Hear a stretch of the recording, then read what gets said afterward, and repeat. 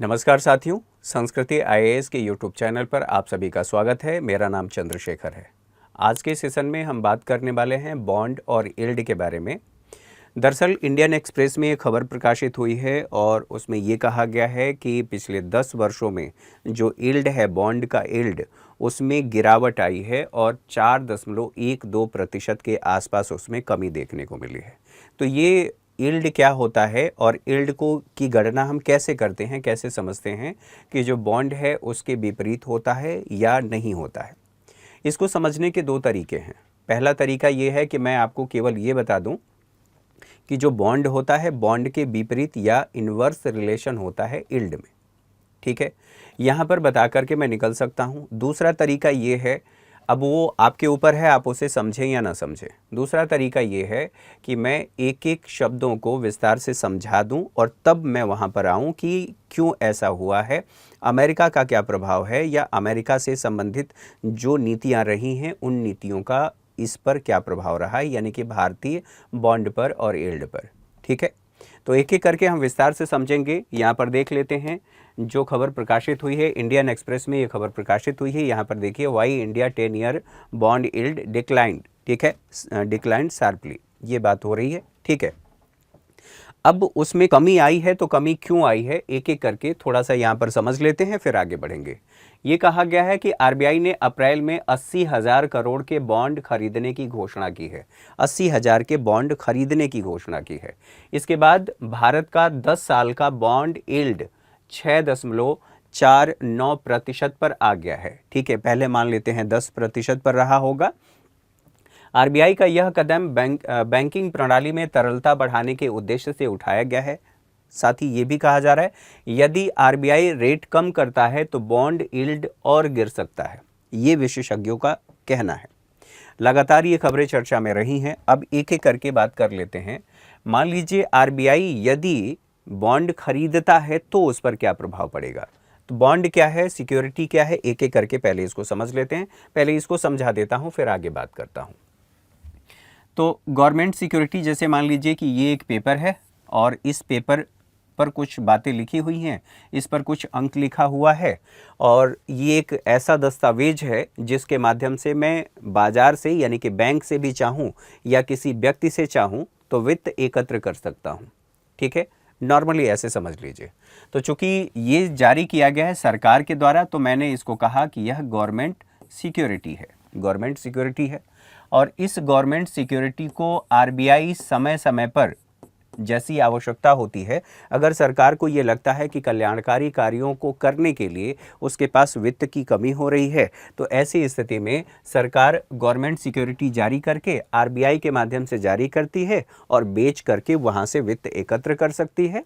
और जिस व्यक्ति ने इस गवर्नमेंट सिक्योरिटी को खरीदा है उस पर हो सकता है, मैंने कहा कि हो सकता है, बताया गया हो कि आपको इसकी मैच्योरिटी होने पर, अगर मान लेते हैं थोड़ी देर के लिए 1 वर्ष, एग्जाम्पल के तौर पर 1 वर्ष बाद ये परिपक्व हो जाएगा। परिपक्व होने के बाद जो इस पर ब्याज बताया गया है कि 10% ब्याज मिलेगा, ब्याज सहित आपका जो प्रिंसिपल अमाउंट है आपको वापस कर दिया जाएगा।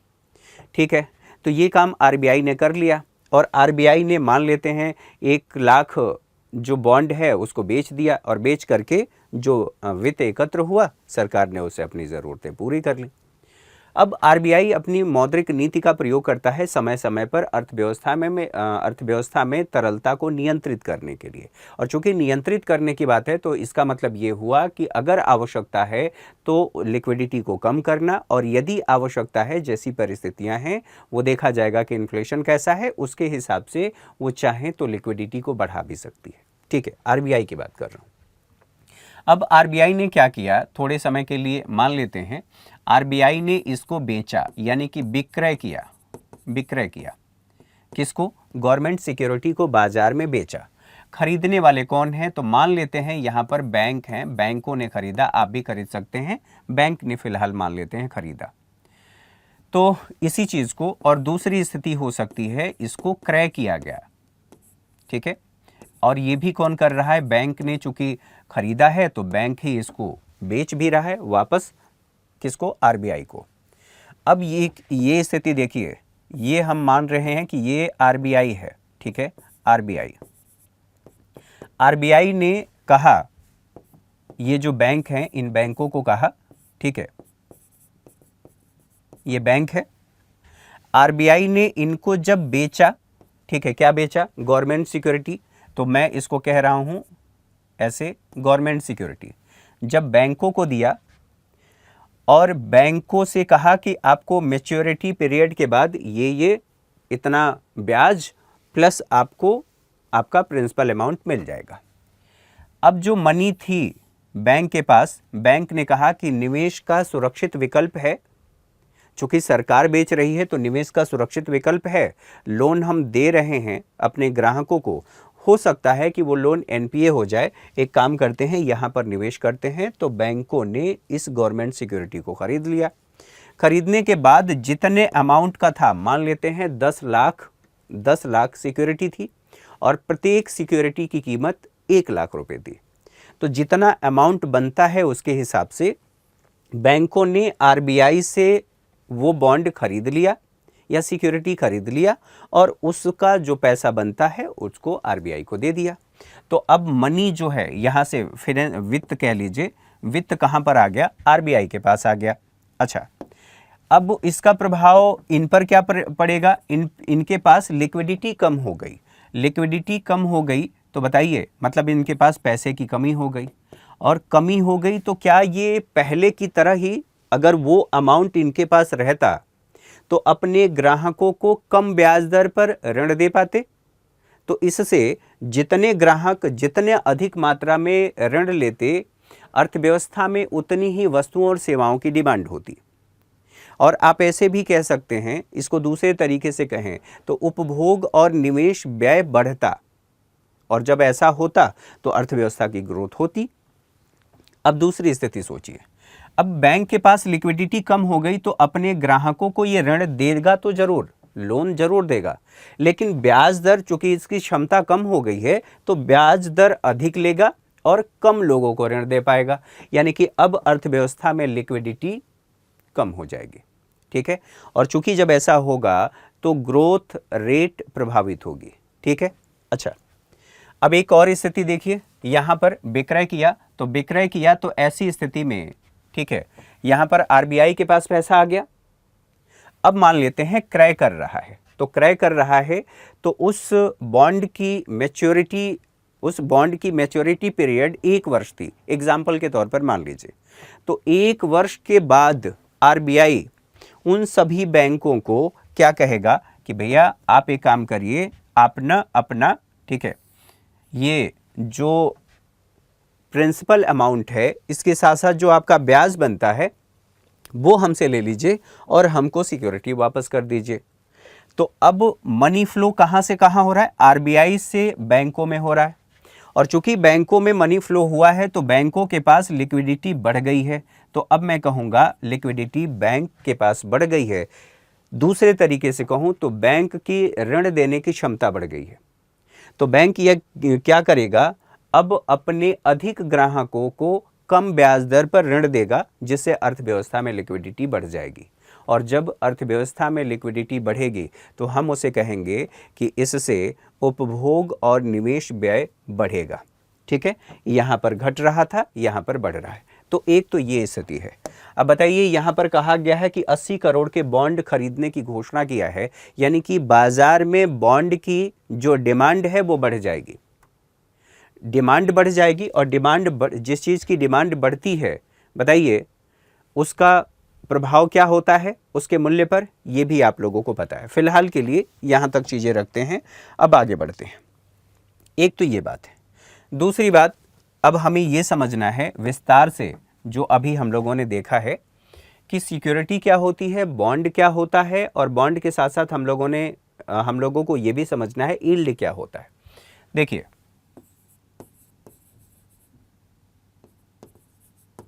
सिक्योरिटी की बात कर लीजिए, हिंदी में इसको प्रतिभूति कहते हैं, ठीक है। सिक्योरिटी को प्रतिभूति कहते हैं। अब इसका मतलब क्या है? तो प्रत्येक वह दस्तावेज या वस्तु सिक्योरिटी है या प्रतिभूति है जिसके माध्यम से बाजार से वित्त एकत्र किया जा सकता है। जैसे मेरे पास मेरी ज़मीन का कागज़ है और ज़मीन की कुछ वैल्यू है, वो उस पर लिखा हुआ है, थोड़ी देर के लिए मान लेते हैं कि इस पर लिखा हुआ है, हालांकि ज़मीन की वैल्यू कागज़ पर नहीं लिखी होती है, मान लेते हैं लिखा हुआ है। उस पेपर को मैं लेकर के गया बैंक के पास और कहा कि मुझे ऋण चाहिए। बैंक ने उसके आधार पर मुझे ऋण दे दिया। लेकिन क्या A4 साइज़ का मैं पेपर लेकर के जाऊं, ब्लैंक पेपर, और कहूं कि इसके आधार पर मुझे ऋण दे दीजिए, तो बैंक मुझे देगा? कतई नहीं देगा। इसका मतलब ये हुआ कि प्रत्येक दस्तावेज जो होता है या प्रत्येक पेपर जो होता है वह सिक्योरिटी नहीं है, प्रतिभूति नहीं है। ठीक है, वैध दस्तावेज का होना आवश्यक है, ठीक है, जिसकी कुछ वैल्यू हो। अब यहाँ पर हमें दो बातें समझनी है। एक होता है डेट सिक्योरिटी, ठीक है, और एक होता है शेयर सिक्योरिटी। ये कैपिटल मार्केट का भाग है तो उसे अभी छोड़ देते हैं, यहाँ पर डेट सिक्योरिटी की बात कर लेते हैं। मैंने आपसे, ठीक है, जैसे मान लीजिए मैंने आपसे कहा कि ये मेरी सिक्योरिटी है, आप इसे रख लीजिए और इसके बदले मुझे पैसा दे दीजिए जो उस पर लिखा हुआ है। एक निश्चित समय के बाद जब वो परिपक्व हो जाएगा, मैच्योरिटी पीरियड के बाद, जितना पैसा आपने दिया है वो तो लौटाऊंगा ही, उसके साथ साथ उस पर ब्याज में 10% आपको दूंगा। मान लेते हैं 10%। तो ये क्या है? डेट सिक्योरिटी, यानी कि ऋण प्रतिभूति। अब जो ये ऋण प्रतिभूति हैं, इस ऋण प्रतिभूति को भी दो भागों में ऐसे बांट करके देख लीजिए। एक को कहते हैं हम गवर्नमेंट सिक्योरिटी, यानी कि एक संप्रभु संस्था, सरकार के द्वारा इसे जारी किया गया है तो हम इसे कह रहे हैं कि यह गवर्नमेंट सिक्योरिटी है। एक निजी क्षेत्र के द्वारा जारी किया गया है, तो चूंकि निजी क्षेत्र के द्वारा जारी किया गया है तो डिवेंचर, ठीक है, डिवेंचर की बात कर लीजिए, डिवेंचर है। अब इसको भी छोड़ देते हैं, हम यहाँ पर बात करते हैं। इसके भी और हिस्से हैं लेकिन केवल हम यहाँ पर बात करेंगे। तो बताइए, यदि कोई नगर निगम या सरकार के द्वारा ऐसा कोई दस्तावेज जारी किया गया है जिसके माध्यम से बाजार से वित्त एकत्र किया जा रहा है, तो हम कह रहे हैं कि ये बॉन्ड है। ठीक, अब जो बॉन्ड होता है, ये तो आप लोगों ने समझ लिया कि चूंकि सिक्योरिटी या प्रतिभूति, उसी का पर्यायवाची शब्द ये गवर्नमेंट सिक्योरिटी है या सिक्योरिटी है। ठीक है, खास करके गवर्नमेंट सिक्योरिटी, इसको हम कह रहे हैं कि ये बॉन्ड है। एक और शब्द हमें मिल गया, बॉन्ड। तो बॉन्ड और दोनों ये पर्यायवाची शब्द हो गए। इसके अलावा अब सोचिए कि जो बॉन्ड है, बॉन्ड कैसे खरीदा जाता है, तब आप लोगों को एल्ड समझ में आएगा। जो बॉन्ड है, बॉन्ड को खरीदने के 3 तरीके हैं। पहला तरीका है, ठीक है, इसको कहते हैं बॉन्ड एट पार, ठीक है, और दूसरा है बॉन्ड एट, ठीक है, डिस्काउंट, और एक है जिसे कहते हैं बॉन्ड एट प्रीमियम। ठीक है, अब तीनों में अंतर क्या है, तीनों में डिफरेंस क्या है, इसको समझ लेते हैं। थोड़ी देर के लिए समझ लीजिए कि आपके पास ये पेपर है और इस पेपर पर लिखा हुआ है 1000 रुपये। कितना लिखा हुआ है? 1000 रुपये। तो मैं अगर कहूं कि ये 1000 रुपये इस पर अंकित मूल्य है, या मैं कहूं कि यह फेस वैल्यू है, तो यदि 1000 लिखा है, 1000 में ही बेचा जाए तो ये क्या होगा? Bond at par. ठीक, दूसरा है कि हो सकता है कि इसको डिस्काउंट वैल्यू पर, डिस्काउंट मूल्य पर खरीदा गया। इस पर लिखा हुआ है 1000 रुपये, मैंने इसे खरीदा 800 रुपये में। ठीक है, 800 रुपये में। तो ये क्या हुआ? बॉन्ड एट डिस्काउंट हुआ। मैंने डिस्काउंट मूल्य पर खरीदा और जो मुझे लाभ होगा, बाकी लाभ कितना होगा, यील्ड कितना होगा, अभी बाद में चर्चा करेंगे। एक है बॉन्ड एट प्रीमियम।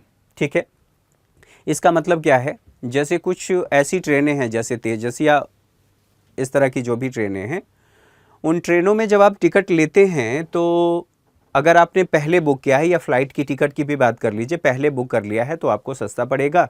धीरे धीरे जैसे जैसे डिमांड बढ़ेगी वैसे वैसे उसका जो टिकट होता है, टिकट महंगा होता जाता है, यानी कि प्रीमियम आप कहते हैं। तत्काल में भी प्रीमियम या टिकट का प्रीमियम।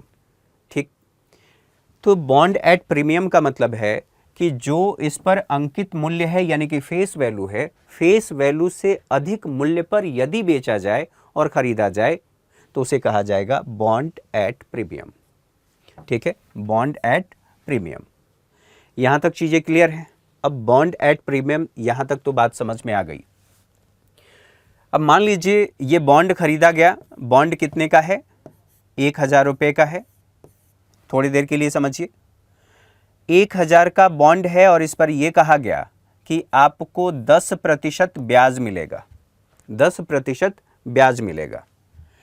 तो 1,000 का 10% कितना हुआ? अगर उसे हम रुपए में देखें, प्रतिशत में नहीं रुपए में देखें, तो ये कितना हो गया? 100 रुपये। यानी कि 1,000 का 100 रुपये आपको मिलेगा। ठीक है, यानी कि 1,000 का 100 रुपये आपके सामने आ गया। तो ये बताइए, ये क्या है? ब्याज की राशि इसको कहेंगे, और ये क्या है? ब्याज की दर। तो ब्याज की दर और ब्याज की राशि दोनों में अंतर है। अच्छा, लेकिन हुआ क्या, हम इसको कह रहे हैं कि यह जो बताया गया है कि इतना आपको ब्याज मिलेगा, इसको ब्याज न कह करके ये कहा जाता है कि यह कूपन रेट है। कूपन, ठीक है, कूपन रेट है। क्लियर? तो अब यहां से ब्याज शब्द हट गया, अब ये कूपन रेट है। तो कूपन रेट, किसी भी बॉन्ड को जब आप खरीदेंगे तो कूपन रेट पहले बता दिया जाता है। कूपन रेट फिक्स होता है, वो नहीं बदलता है। बदलती क्या है यहां पर? ठीक है, बदलती क्या है? ये बॉन्ड को जो खरीदा और बेचा जाता है, ये कहां पर खरीदा जाएगा, बेचा जाएगा? सेकेंडरी मार्केट में। प्राइमरी और सेकेंडरी मार्केट। प्राइमरी का मतलब ये है कि जो बॉन्ड जारी करता है और जो निवेशक है, जब उसके बीच में क्रय विक्रय हो रही है तो प्राइमरी मार्केट है, और जब दो निवेशकों के बीच में क्रय विक्रय हो रहा है तो हम उसे कहेंगे कि वो सेकेंडरी मार्केट है। यहां तक बात आपको समझ में आ गई। मान लीजिए आपने, अब इसी का एग्जाम्पल ले लेते हैं थोड़ी देर के लिए, कि बॉन्ड एट पार। तो यहां पर बताया कितना गया है कि 10 क्या है? ये कूपन रेट है, 10%, और उसके हिसाब से 100 रुपये आपको मिल रहा है। तो अगर इसी फेस वैल्यू पर खरीदा गया है, तो थोड़ी देर के लिए मैंने माना कि यहाँ 100 रुपये है और इसकी कीमत कितनी है? 1,000 रुपये इंटू 100 कर दीजिए। तो 100 करने के बाद बताइए, इससे ये कट गया और यहाँ पर, तो कुल मिला करके ये कितना हुआ? लाभ कितना हुआ? आपको प्रतिफल कितना मिला? ये जो प्रतिफल मिला है 10%, इसी को हमने कहा कि यह यील्ड है। क्या है? ये यील्ड है। यील्ड को हिंदी में प्रतिफल कहा जाता है। ठीक है, इसको ऐसे भी यील्ड कह रहे हैं। ठीक है, प्रतिफल। अब जरा सोचिए कि आपने डिस्काउंट वैल्यू पर खरीदा है, तो ये स्थिति यहां पर आ गई कि आपको कितने का लाभ हुआ है? तो 10% का लाभ हुआ है, प्रतिशत में देखेंगे तो। दूसरी स्थिति, मान लीजिए आपने इसे डिस्काउंट पर खरीदा है। डिस्काउंट पर कितना? तो थोड़ी देर के लिए मान लेते हैं कि आपको 100 रुपये पहले बता दिया गया है, 100 रुपये मिलेगा, प्लस आपको 1,000 रुपये। ठीक, ये पहले की स्थिति थी, 1,000 उसकी फेस वैल्यू थी। अब इस फेस वैल्यू को हटा देते हैं। इस फेस वैल्यू के अलावा अब मैंने कहा कि ये 800 में खरीदा गया है, डिस्काउंट पर खरीदा गया है। तो चूंकि डिस्काउंट पर खरीदा गया है, तो अब इंटू 100 करेंगे तो ये कितना आएगा? ठीक है, लगभग आप इसको देखेंगे तो यह 12.5% के आसपास आएगा। ऐसा क्यों हुआ? यानी कि ये जो यील्ड है, यील्ड बढ़ गया ना। जो आपका कूपन रेट था वो तो सेम है और उसके हिसाब से चीजें सेम है, 100 रुपये ही है, लेकिन चूंकि आपने डिस्काउंट रेट पर खरीदा था, इसलिए जो आपको यील्ड मिला यानी कि प्रतिफल मिला वो 12.5% हो गया। अब बात कर लेते हैं, कोई ऐसा व्यक्ति भी होगा जिसे लग रहा है कि ये खरीदना चाहिए। ठीक है, मान लीजिए मुझे लग रहा है कि सरकार दोबारा, ठीक है, बॉन्ड जारी कर रही है और उस बॉन्ड में मुझे फ़ायदा होने वाला है और मैं इसे कह रहा हूं कि बेच दूं। या हो सकता है कि किसी व्यक्ति को ये लग रहा है कि इसमें मुझे निवेश करना चाहिए, ये मिल जाता तो अच्छा रहता, तो वो सेकेंडरी मार्केट में खरीदेगा और बेचेगा, दोनों क्रेता और विक्रेता, लेकिन निवेशक दोनों ही हैं। अब हो सकता है कि ये जो स्थिति थी, यानी कि 100, ये तो प्रतिफल कूपन रेट पहले से डिसाइड है, और मान लीजिए इसकी फेस वैल्यू कितनी थी, 1000। 1000 की बजाय आपको ज़रूरत थी, आपने खरीदा, तो आप क्या कहेंगे कि मुझे आवश्यकता है, डिमांड इसकी है, तो 1200 में भी तो कोई खरीद सकता है, और 1200 में खरीदेगा, तो अब इसको ऐसे देख लेते हैं इनटू 100 के हिसाब से। अब बताइए, जो यहाँ पर उस व्यक्ति को प्रतिफल मिलेगा, चूंकि फेस वैल्यू से अधिक मूल्य पर ये बॉन्ड खरीदा गया है, तो बताइए जो प्रतिफल है यानी कि यील्ड है वो कम होगा। स्वाभाविक सी बात है कि यहाँ पर अब आपको मिलेगा, ठीक है, लगभग 8.33% के आसपास। तो ये तो आप लोगों को समझ में आ गया कि अगर बॉन्ड की प्राइस फेस वैल्यू से, बॉन्ड जो आपने खरीदा है फेस वैल्यू से कम मूल्य पर खरीदा है, तो आपको यील्ड यानी कि प्रतिफल ज्यादा मिलेगा। यानी कि बॉन्ड का मूल्य अगर बढ़ेगा तो आपका यील्ड कम हो जाएगा, और यदि बॉन्ड का मूल्य कम होगा, बॉन्ड की प्राइस कम होगी, आपने कम पर खरीदा है, तो आपका यील्ड ज़्यादा हो जाएगा। अब यहाँ से आप लोगों को समझ में आ गया कि इन दोनों के मध्य यानी कि बॉन्ड और यील्ड के मध्य इन्वर्स रिलेशन है, व्युत्क्रमानुपाती संबंध है, विपरीत संबंध है। अच्छा, अब हुआ क्या है, यहाँ तक तो चीज़ें समझ में आ गई। अब इसी चीज़ को देखिए, हमारे देश में ये कहा गया है कि जो इंडियन एक्सप्रेस में न्यूज़ प्रकाशित हुई है, उसमें ये कहा गया है कि 10 सालों में कम हुआ है। अब आरबीआई ने क्या किया, आरबीआई ने ये कहा है, रिजर्व बैंक ऑफ इंडिया, कि भैया हम जो बॉन्ड है ना, बॉन्ड को खरीद रहे हैं, यानी कि आरबीआई ये खरीदेगी। तो जैसे ही आरबीआई इसको खरीद रही है, तो बॉन्ड की डिमांड क्या हो गई, डिमांड बाजार में बढ़ गई, और जैसे ही बॉन्ड की डिमांड बढ़ेगी, तो डिमांड बढ़ने का मतलब यह है कि इसका प्राइस भी बढ़ जाएगा। तो बॉन्ड का प्राइस बढ़ रहा है, जबकि जो यील्ड है ये तो जैसा था वैसा ही, जो कूपन रेट है वो तो वैसा ही है। अब बताइए, यहां पर यील्ड आपका कम होगा, तो मैं ऐसे कह सकता हूं यील्ड यहां पर कम हो जाएगा, क्योंकि मैंने आप लोगों से अभी थोड़ी देर पहले चर्चा किया कि यदि बॉन्ड की प्राइस बढ़ेगी, बॉन्ड को आपने अधिक मूल्य पर खरीदा, तो यील्ड आपका कम हो जाएगा, ठीक है, और यदि बॉन्ड को आपने कम मूल्य पर खरीदा है, तो प्रतिफल या यील्ड आपका बढ़ जाएगा। तो इस वजह से जब आरबीआई खरीद रही है, तो खरीदने का सीधा सीधा सा मतलब यह है कि बाजार में जो बॉन्ड है उसकी डिमांड बढ़ गई है, और डिमांड बढ़ने का मतलब यह है कि उसका मूल्य बढ़ गया है। और नॉर्मली आप सभी लोगों को ये पता है कि जैसे जैसे किसी वस्तु की डिमांड बढ़ती है, वैसे वैसे उसकी प्राइस बढ़ती है, ठीक है, मूल्य में वृद्धि होती है। तो अब यहाँ पर यील्ड कम हो गया है, ठीक। अब यील्ड कम हो गया है, तो ये क्या किया गया है, आरबीआई के द्वारा जैसे ही ये घोषणा की गई है, तो ये कह दिया गया है कि ऐसा होगा, और ये बातें आप लोगों को यहाँ पर देखने को मिल गई हैं।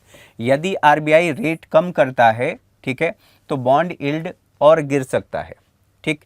यहाँ पर 10 साल का बॉन्ड यील्ड इतने पर आ गया है। अब कुछ और बातें यहाँ पर देख लेते हैं, कुछ और बातें बताई गई हैं।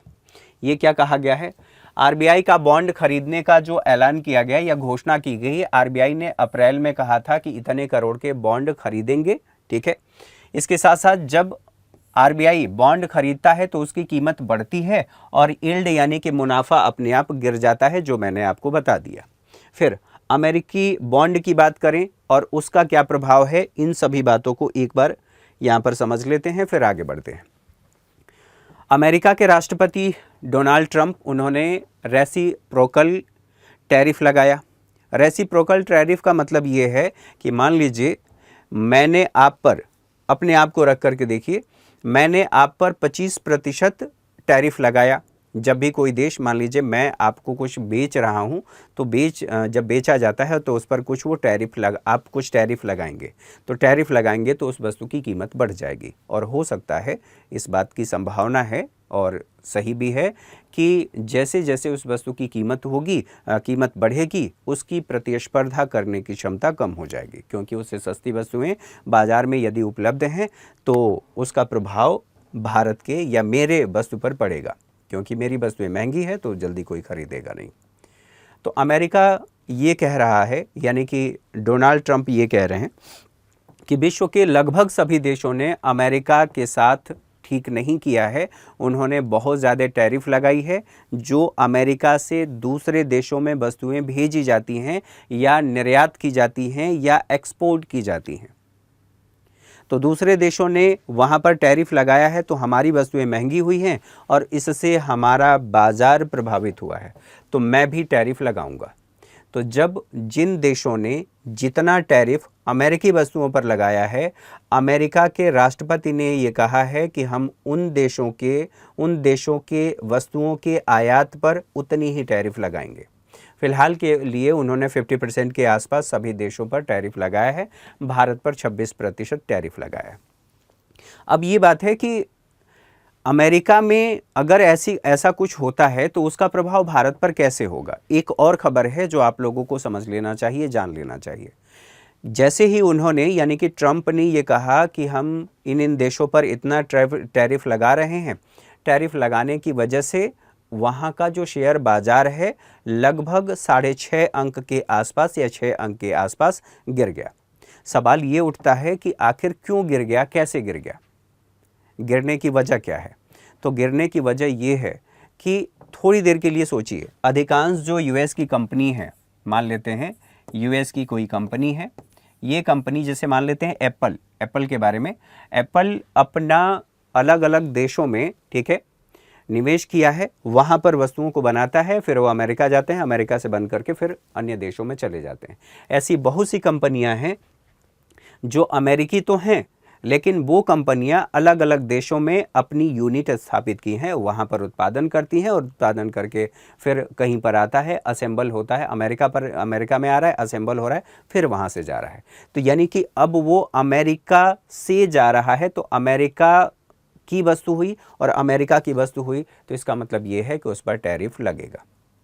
अब सोचिए थोड़ी देर के लिए, मान लेते हैं कि कोई भी एक वस्तु है जो $100 की है, ठीक है, अमेरिका में वो $100 की है। अब क्या हुआ कि भारत में कोई कंपनी, मान लेते हैं थोड़ी देर के लिए एप्पल है, भारत में उसका कोई स्टोर है, भारत में कुछ उत्पादन करता है और यहाँ से ये जाता है कहाँ पर, यूएसए गया और यूएसए में बना, तो मान लीजिए वहीं पर कंजप्शन हो रहा है, यूएसए में ही हो रहा है। तो अब एक व्यक्ति के लिए, ठीक है, 26%, चूँकि भारत पर टैरिफ लगाया गया है, तो 100 + 26, ठीक है, यानी कि $126 की वो वस्तु पड़ेगी अमेरिकियों के लिए। तो महंगा हो गया। तो अमेरिका की कई कंपनियां हैं जो बाहर के देशों से कच्चा माल मंगाती हैं और कच्चा माल मंगा करके उत्पादन करके फिर वो निर्यात करती हैं, बेचती हैं। तो अमेरिका की कंपनियों का उत्पादन लागत बढ़ जाएगा, यानी कि यह लागत जनित मुद्रास्फीति होगी। कहाँ पर, अमेरिका में। तो अब इससे निष्कर्ष आप निकाल सकते हैं कि अमेरिका में इन्फ्लेशन आने के चांसेस हैं। अब बात ये हुई है कि वहाँ पर जो शेयर बाज़ार है, शेयर बाज़ार डाउन क्यों हुआ है। शेयर बाज़ार में कंपनियाँ रजिस्टर होती हैं और रजिस्टर वहाँ पर जो निवेशक होते हैं जाकर के वहाँ से उन कंपनियों के शेयर खरीदते हैं। शेयर इसलिए खरीदते हैं कि भविष्य में उन कंपनियों में ग्रोथ होगी, कंपनी का शेयर बढ़ेगा, शेयर का प्राइस बढ़ेगा तो मुझे उससे लाभ होगा, मैं इसको बेच दूंगा। लेकिन कब बढ़ेगा, जब कंपनी लाभ कमाएगी। यदि कंपनी लाभ कमाए ही ना तो ऐसी स्थिति में क्या होगा, उसके शेयर डाउन होंगे, निवेशकों को नुकसान होगा। तो अब इन लोगों को ये लग गया है, निवेशकों को ये लग गया है कि चूंकि कंपनियां मुनाफा नहीं कमा पाएंगी, कंपनियों का मुनाफा कम होगा तो हमारा भी तो मुनाफा कम होगा, और हमारा मुनाफा कम होगा तो एक काम करते हैं, यहाँ से यानी कि शेयर बाजार से पैसा निकालते हैं और उस पैसे को किसी सुरक्षित विकल्प में निवेश करते हैं। और सुरक्षित विकल्प यानी कि निवेश के सुरक्षित विकल्प के रूप में दो चीज़ें जानी जा रही हैं, एक है गोल्ड, एक को हम कह रहे हैं गोल्ड, और दूसरा है गवर्नमेंट सिक्योरिटी गवर्नमेंट सिक्योरिटी कह लीजिए और यहाँ पर बॉन्ड कह लीजिए, ठीक है। तो आप लोगों ने अगर न्यूज़ पढ़ा होगा तो ये देखा होगा कि गोल्ड की प्राइस भी लगातार बढ़ती जा रही है क्योंकि सुरक्षित निवेश का विकल्प माना जा रहा है। जो बॉन्ड है इसकी भी डिमांड बढ़ गई है, बॉन्ड की भी डिमांड बढ़ गई है। तो दो चीज़ें, अब बताइए यहाँ पर बॉन्ड की डिमांड बढ़ी है ना, तो बॉन्ड की डिमांड यहाँ पर बढ़ी है और हम वैश्वीकरण के युग में जी रहे हैं, तो जो कुछ भी अंतर्राष्ट्रीय स्तर पर होगा उसका प्रभाव भारत पर भी होगा। और चूंकि भारत का बॉन्ड बाजार अमेरिका के बॉन्ड बाजार को फॉलो करता है, तो अगर यहाँ पर कुछ ऐसी स्थितियाँ होती हैं तो भारत भी उससे प्रभावित होगा। तो अब आपके ये समझ में आ गया होगा कि अमेरिका में यदि बॉन्ड के प्राइस में कमी, यील्ड के प्राइस में कमी या वृद्धि होती है तो उसका प्रभाव, ठीक है, उसका प्रभाव भारत पर भी पड़ेगा। ये बात समझ में आ गई। इससे पहले की और बातें थोड़ा सा भारतीय अर्थव्यवस्था के बारे में समझ लेते हैं। अर्थव्यवस्था में लिक्विडिटी को बढ़ाना है और लिक्विडिटी को बढ़ाने के लिए जैसा कि मैंने पहले चर्चा किया कि सरकार ने टैक्स रेट को कम किया है ताकि लोगों के पास पैसा अधिक बचे तो वो अधिक डिमांड करेंगे, इससे जो हमारी ग्रोथ रेट है वो बढ़ जाएगी क्योंकि उपभोग और निवेश व्यय बढ़ेगा, उससे हमारी अर्थव्यवस्था में वस्तुओं और सेवाओं का अधिक उत्पादन होगा। उत्पादन होने से हमारी जीडीपी है वो बढ़ेगी, ठीक है। अब यहाँ पर सोचिए कि लोगों ने क्या किया है कि बॉन्ड और गोल्ड में निवेश किया है, ये बात समझ में आ गई। अन्य देशों ने ये कहा है कि अमेरिका के साथ अगर अमेरिका हमारे ऊपर टैरिफ लगा रहा है तो हम भी उसके ऊपर टैरिफ लगाएंगे, ठीक है। यानी कि प्रतिक्रिया होगी, क्रिया और प्रतिक्रिया न्यूटन का, ठीक है। स्वाभाविक सी बात है कि अगर थोड़ी देर के लिए मान लेते हैं ये यूएसए है और ये मान लेते हैं फ्रांस है, ठीक है, फ्रांस ये क्या कह रहा है कि आप मेरे ऊपर अगर टैरिफ लगाएंगे तो मैं भी आपके ऊपर टैरिफ लगाऊंगा। इस बात की संभावना भी है कि ये अब अमेरिका से व्यापार अपना कम कर दे, और चूंकि अमेरिका से व्यापार कम करेगा फ्रांस, तो इसका सीधा सीधा सा मतलब ये हुआ कि डॉलर की डिमांड अब कम होगी, और चूंकि डॉलर की डिमांड कम होगी तो डॉलर की वैल्यू भी कम होगी। और यदि डॉलर की वैल्यू कम होगी तो बताइए डॉलर की डिमांड बाजार में रह जाएगी क्या, या डॉलर के आधार पर जो अमेरिकी अर्थव्यवस्था या डॉलर का वर्चस्व वैश्विक स्तर पर जो देखने को मिलता है वो रह जाएगा? नहीं। तो ऐसी स्थिति में हो सकता है अमेरिका का फेडरल रिजर्व बैंक डॉलर की वैल्यू को कम होने से रोकने के लिए कठोर मौद्रिक नीति का प्रयोग करे, ठीक है, ऐसा हो सकता है। और कठोर मौद्रिक नीति का प्रयोग यदि अमेरिका में होता है तो पहले से ही इन्फ्लेशन है कि किसकी वजह से, यानी कि लागत जनित इन्फ्लेशन यहाँ पर हो सकता है, और लागत जनित इन्फ्लेशन के बाद यदि कठोर मौद्रिक नीति का प्रयोग करता है अमेरिका का फेडरल रिजर्व बैंक, तो अगेन वहाँ पर मंदी की स्थिति आ सकती है, क्योंकि डिमांड कम हो जाएगा और डिमांड कम होगा तो मंदी की स्थिति आ सकती है। और चूंकि मंदी की स्थिति वहाँ पर आएगी तो न केवल अमेरिका बल्कि हम वैश्वीकरण के युग में, मैंने पहले ही कहा वैश्वीकरण के युग में जी रहे हैं, तो उसका सीधा प्रभाव भारत की अर्थव्यवस्था यानी कि वैश्विक मंदी के रूप में देखा जा सकता है, भारत की अर्थव्यवस्था पर प्रभाव होगा। इससे संबंधित लगभग सभी बातें आप लोगों ने समझ लिया। यहाँ तक बातें समझ में आ गई हैं। अब ये देखिए, मैंने आपसे ये कहा है कि अमेरिकी बॉन्ड यील्ड का प्रभाव, अमेरिका 10 साल के बॉन्ड का यील्ड ये कितना रहा है, इतना गिर गया है क्योंकि निवेशक डोनाल्ड ट्रंप के नए टैरिफ के ऐलान से पहले सुरक्षित निवेश की ओर आकर्षित हुए हैं। फिर ये कहा जा रहा है भारतीय बॉन्ड मार्केट अक्सर अमेरिकी बॉन्ड यील्ड का पीछा करता है, इसलिए यहाँ भी ऐसा हो सकता है, ऐसा हुआ है, यानी कि यील्ड गिरा है, ठीक है। इससे संबंधित बातें आप लोगों को समझ में आ गई हैं। तो आई होप मैंने आप लोगों को समझा दिया है, आप लोगों को बातें समझ में आ गई हैं। एक और महत्वपूर्ण बात है, यहाँ पर यील्ड कर्व होता है। यील्ड कर्व भी जिसकी शुरुआत सबसे पहले बात करें तो अमेरिका ने यील्ड, ठीक है, यील्ड कर्व की जिसे एक अलग नाम से जाना गया, ऑपरेशन ट्विस्ट कहा गया। तो ऑपरेशन ट्विस्ट का प्रयोग सबसे पहले 1961 में किया था। भारत में आरबीआई के द्वारा इसका प्रयोग वर्ष 2019 में किया गया, ठीक है, तो इससे संबंधित जितनी बातें थी वो आप लोगों ने समझ लिया। ऑपरेशन ट्विस्ट क्या है, किसी अगली क्लास में हम उस पर चर्चा करेंगे। आज के लिए आप लोगों के लिए एक प्रश्न है, इस प्रश्न को सॉल्व करिए और आप कमेंट बॉक्स में जा करके बता सकते हैं, अपने आंसर को कमेंट बॉक्स में बता सकते हैं। आज के लिए इतना ही, तब तक के लिए नमस्कार। Thank you for watching.